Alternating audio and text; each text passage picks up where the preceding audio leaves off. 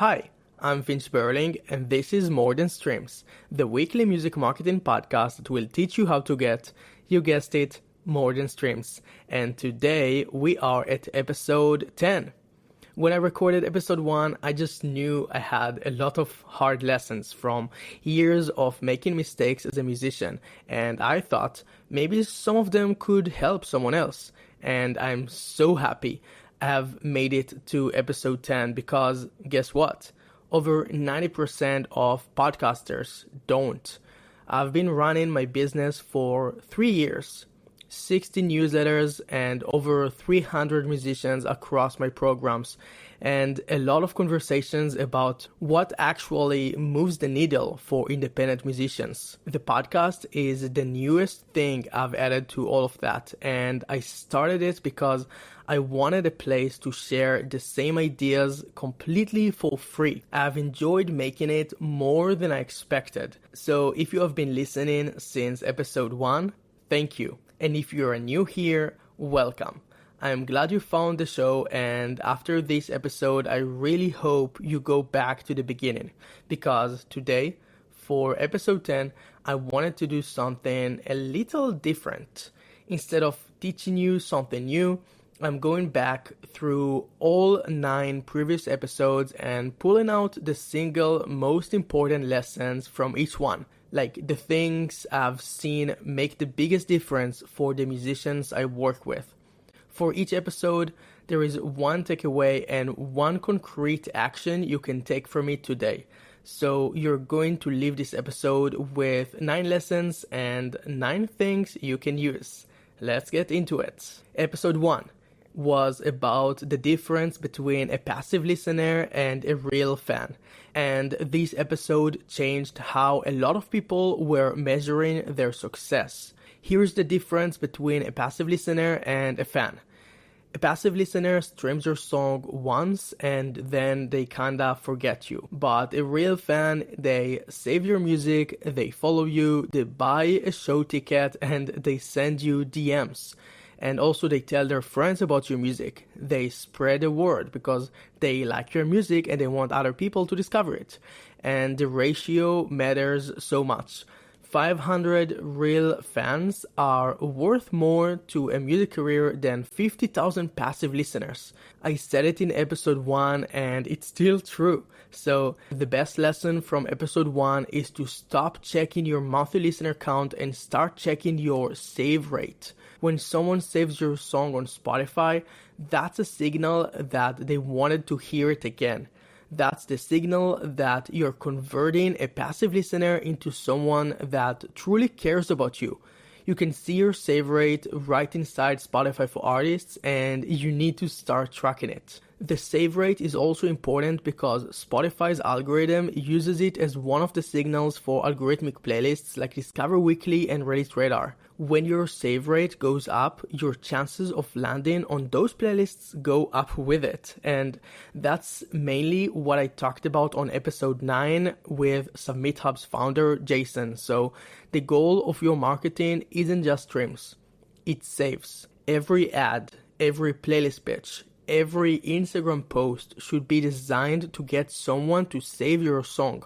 An actionable tip from episode 1 is go open Spotify for Artists right now and find your save rate for your most recent release. That number is your real feedback on how much people are liking the song. If it's below 2%, your marketing or your targeting needs more work. And if it's above 5%, you're doing something right and you should double down on whatever brought those listeners to the song. Usually it's a good song or a good ad campaign or both. Let's move on to episode number 2. Episode 2 was the show's first interview, and Zach from Magic Nothing arrived with a reframe that has to happen before any strategy conversation makes sense. Zach is a musician and a music marketer, and the thing that stuck with me most from that conversation isn't a strategy, it was a question he asked before anything else. He said, "What is your goal?" Again, what is your goal? It sounds so simple that it feels almost obvious, but I've spoken with hundreds of musicians and most of them have never actually stopped to answer it. What is your goal? They know they want more than streams, but that's not a goal. That's a general direction that would make them and their parents happy for a few days, but besides that, nothing else. A real goal is I want to hit 10,000 monthly listeners by the end of the year, or I want to fill a 200-person show in my city by summer, or I want to get my first song onto editorial playlists. Because once you know your goal, the strategy changes completely. The way you build ads for someone who wants editorial playlist consideration is completely different from the way you build ads for someone who wants to sell tickets to a local show. Doing any sort of marketing without knowing your goal is like starting a GPS without entering a destination. Or if you set up the wrong goal, it's like following your GPS into a lake, if you have watched this episode of The Office. Zach also said something that I think about a lot, which is that music marketing doesn't have to feel like a chore. If you feel like you hate marketing, it might be because you're doing it in a way that doesn't actually fit who you are as an artist. The best marketing almost always comes from the same place as the music, which is an honest expression of what you're actually about. An actionable tip from episode 2 is write down one measurable thing you want to achieve by December. Every strategy decision you make from here should connect back to that goal. Once you have that goal, you need a starting point. Episode 3 was built entirely for musicians who have nothing yet. No audience, no budget, no connections, and the central idea was the playlist ecosystem. This is the strategy that has probably had the most impact on more musicians than anything else I've talked about on this show. The idea is simple. Instead of spending all of your marketing budget trying to promote your music directly to strangers, you build your own playlist first. Grow an audience on that playlist and then you put your music on it. You run ads to that playlist. The playlist builds on its following. I plan to break down this strategy even more in one of the next episodes and share how to create the ads, the campaign, and more. What I love about this strategy is that it turns the passive listener problem into an asset, because when someone follows your playlist, they are not discovering your music by accident and forgetting about it immediately. They are coming back to it, to the playlist.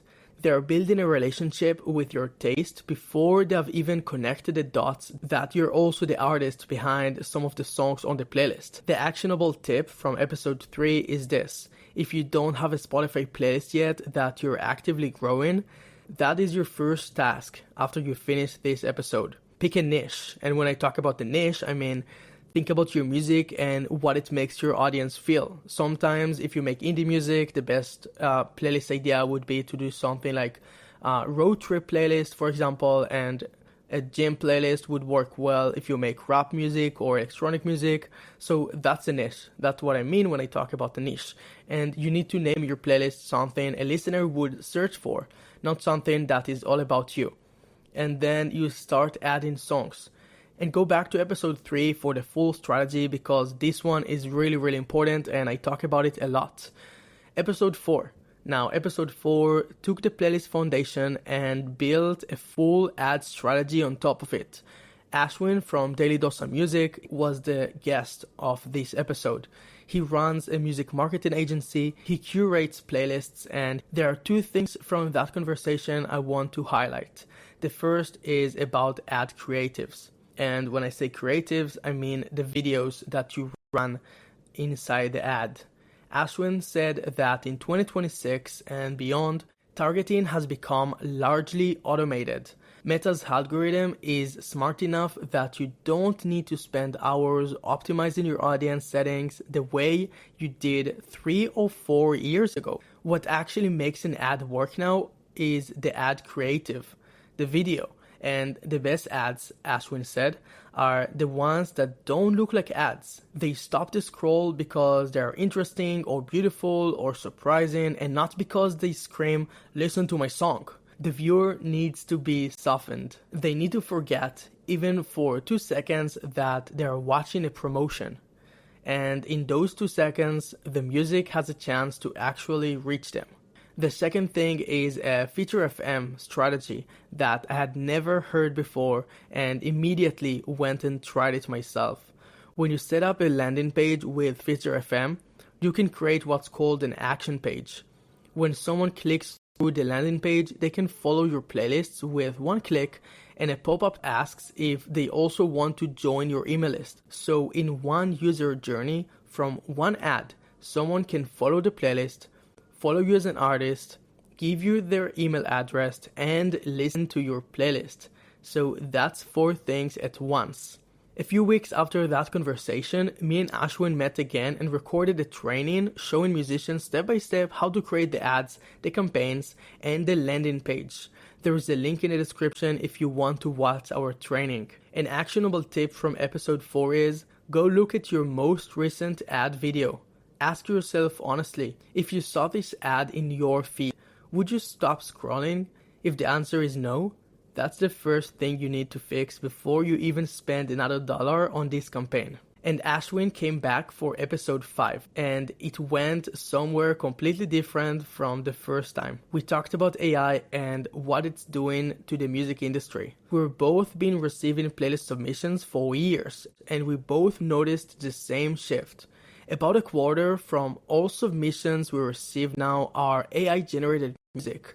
A year ago, it was closer to 10, and the difference now is obvious. Here's what I actually want to take away from that episode, because I don't want to leave you with just the dark version. What Ashwin and I agreed on is that the rise of AI music is actually an enormous opportunity for real human artists, because it makes the human element more valuable, not less. When everything is AI generated, the artist who actually goes live on Instagram, who sends email to their fans, who flies to a different city for a show and documents it, who shares the real story of what it costs to make the music they make, that artist stands out even more than ever. Ashwin said something I keep thinking about. He said, the best act of rebellion right now is to create. Because the flood of AI content is content without a person behind it, and people still want the person. So the lesson from episode 5 is, be more human, go live more, send emails, show up in a way that AI-generated songs never can. The connection you build with even a small group of real fans is an asset that no prompt can replicate. An actionable tip from episode 5 is, if you have never sent an email to your fans, set up a free account on Kit or whatever email platform you prefer and start collecting emails today. This is the list that is still yours if Spotify changes the algorithm, or if Instagram stops your reach, or if TikTok gets banned in your country. Your email list doesn't belong to any platform. It belongs to you. Moving on, episode 6 is probably the best example on the show of what a human element actually looks like in practice. My conversation with Stella Sky was one of the most honest I've had on the show so far, and probably the one that surprised me the most. The biggest lesson from that episode was about being vulnerable as a strategy. Not being vulnerable as oversharing for the sake of attention, but being vulnerable as in showing the journey, the doubts you have throughout your career, the awful breakup you had with someone you thought was the love of your life, and the release that didn't work as well as you expected and what you learned from it. Stella said that her most personal content was consistently her best performing content. The actionable tip from episode 6 is, think about the last honest thing that happened in your life or music career, whether it was a decision you were struggling with, a song that didn't work out the way you hoped, or a moment of doubt that you pushed through, and post about it. See how people respond, and trust me, you might be surprised. And speaking of being vulnerable, on episode 7 I talked about a song that I made and went nowhere. There were 5 reasons why the song release didn't go the way I expected, and I went through all of them in the episode. But the one reason I hear most often from the musicians who have reached out since I released the episode is this: you cannot release a song with zero budget and expect anything to happen. I spent all of my money on mixing and mastering, and I had nothing else for marketing. I just posted about the song on Instagram and I hoped for the best. And spoiler alert, the best did not happen. The algorithm is not going to do your marketing for you when you're starting out. You need fuel behind your release. An actionable tip from the episode is, if you have a finished songs sitting on your hard drive right now because you're waiting for the right time, or until you have more followers, or until it feels perfect, set a release date today. The song doesn't get better sitting there. The only way to learn from releasing music is releasing music. One of the best ways to learn marketing is not just listening to this podcast, but also just putting your music out there. And maybe sometimes getting bad feedback. And maybe sometimes not getting enough views or streams. But that's a lesson learned, and that's how you grow. Now, let's go from a tough personal story to probably my favorite conversation on the entire run. My guest for episode 8 was Grayson, who is the official DJ for FIFA, and he has played the Olympic Games, NFL, NBA events, and he has performed in front of audiences that reach over billion viewers. And the story of how he got there starts with being broke in Berlin during COVID, with no connections and no idea what was coming. The lesson he kept coming back to during that episode over and over again was this: relationships are more important than talent. And that's not me saying it. It's David Foster, one of the most decorated music producers in history, saying it. Grayson quoted him directly. The most important word for a musician who wants to grow a music business is networking. And the way Grayson networks isn't sophisticated. It's the opposite. He brought donuts to a promoter's office. He went to the clubs he wanted to play in. He found a promoter and said, "Tell me how high I have to jump." He showed up, he was good, and he made it easy for people to invite him back. An actionable tip from episode 8 is, think about the most important relationship in your music career that you have been meaning to nurture but haven't. Message that person today, not to ask for anything, but just to show up and make a genuine conversation. Grayson's entire career is built on just showing up, and it works, trust me. Moving on to the last episode, episode 9, which brought the whole strategy back to the technical question. Once you're putting in the work, what does a Spotify release campaign actually look like in 2026? Jason was the guest of that episode, and he's the founder of SubmitHub, the biggest playlist and blog submission platform in the industry. And the most important thing he said that conversation wasn't about pitching music. It was about why playlists alone aren't enough, and it came from the head of SubmitHub. Here is what Jason explained. Playlists are good at one specific thing, which is getting streams quickly in a targeted genre niche. When your music gets added to playlists that match your genre, Spotify starts to learn where your music belongs. That association is super useful, but playlists are not good at generating engagement. The save rate from playlists tends to be very low, and Spotify's algorithm needs a strong save rate to start pushing your song algorithmically. That's where meta ads come in. Ads are more expensive per stream, but the people who click through a meta ad and land on your song are way more likely to save it because they have been targeted specifically, and you know that the people that the ad targeted are people who like the kind of music you make. And when they listen to the song, they engage with it.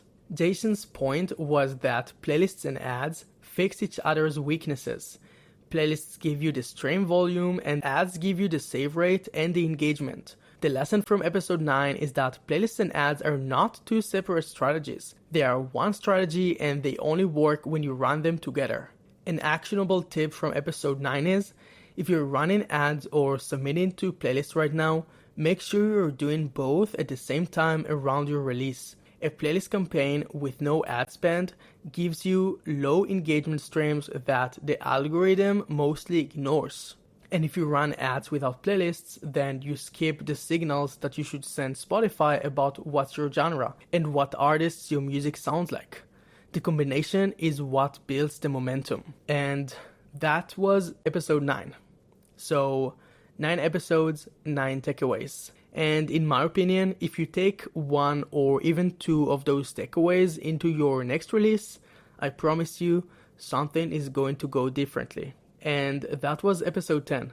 I hope you enjoyed this quick, well, it wasn't too quick, but that was a breakdown of 9 episodes, so I guess you can call it quick. And I want to say one more thing before I let you go. I've learned as much from hosting this podcast as I have from anything I've ever done as a musician or as a marketer. Every guest I've had has left me with something I didn't know before. Grayson taught me about showing up. Stella taught me about being vulnerable. Ashwin taught me not to take AI seriously, and Zach reminded me that making music is supposed to be fun. The podcast is the free version of what I do.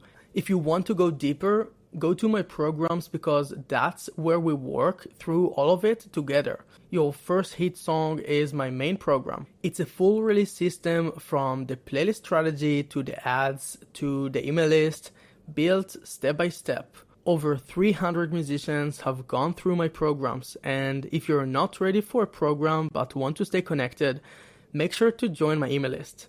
Link to both is in the description of this episode. If you have been listening since the beginning, first I want to say thank you, and second, please leave a comment and rate this show 5 stars. It takes 1 minute and it genuinely helps more musicians find this show. That is the most helpful thing you can do for my new podcast, More Than Streams, right now. So, 10 more episodes, and I will have even more to give you. Thank you for being my audience, and I will see you in the next episode. Ciao, ciao.